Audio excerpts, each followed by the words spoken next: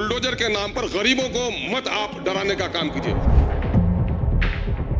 बिहार को अगर विशेष राज्य का दर्जा या सेंटर से कोई पैकेज मिलता है तो वो गरीबी की वजह से, और सबसे बुरा हाल सीमांचल का है, और सीमांचल के बारे में एक शब्द भी इसमें नहीं कहा गया है।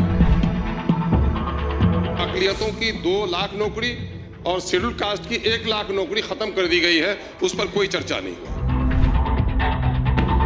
आई थी और राष्ट्रीय स्तर पर इसका चर्चा हुआ कि बिहार में जाति आधारित गणना हुआ, लगभग 500 करोड़ नकद और सरकारी कर्मियों के खर्च को जोड़ रहे तो 5000 करोड़ का खर्च हुआ है। लेकिन आज जिन लोगों को सर्वे इसलिए कराया गया था कि जिन लोगों की हालत खराब है उनको अच्छा किया जाए, लेकिन उसमें अकलियतों की 2 लाख नौकरी और शेड्यूल कास्ट की 1 लाख नौकरी खत्म कर दी गई है, उस पर कोई चर्चा नहीं हुआ। बिहार को अगर विशेष राज्य का दर्जा या सेंटर से कोई पैकेज मिलता है तो वो गरीबी की वजह से, और सबसे बुरा हाल सीमांचल का है, और सीमांचल के बारे में एक शब्द भी इसमें नहीं कहा गया है।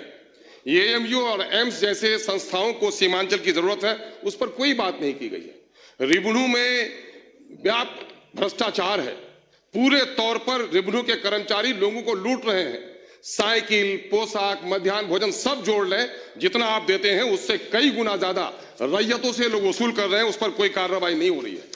हेल्थ के मामले में अगर आप देखेंगे, मेरे विधानसभा क्षेत्र और सीमांचल की यही हालत है कि मेरे यहाँ 35 डॉक्टर होना चाहिए 5 लाख आबादी में, सिर्फ 11 डॉक्टर हैं।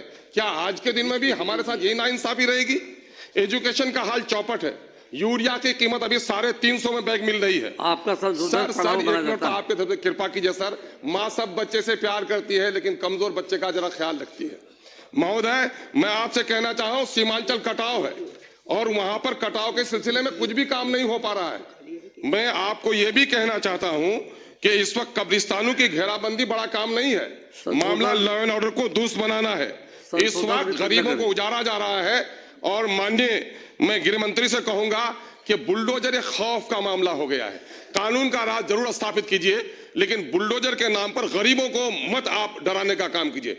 अमीरों के जो महल बने हैं गैर कानूनी तौर पर, उन पर बुलडोजर लगा दीजिएगा तो यकीनन है कि आपको हम लोग शाबाशी देंगे, लेकिन गरीबों की झोपड़ी को उजाड़ कर जिनको रोजगार नहीं दे पाए हैं उनकी वैकल्पिक व्यवस्था कर दीजिए, फिर उनको उजाड़ने, उनको हटाने का काम कीजिए। बहुत बहुत महोदय, आपने समय दिया, उसके लिए बहुत बहुत शुक्रिया।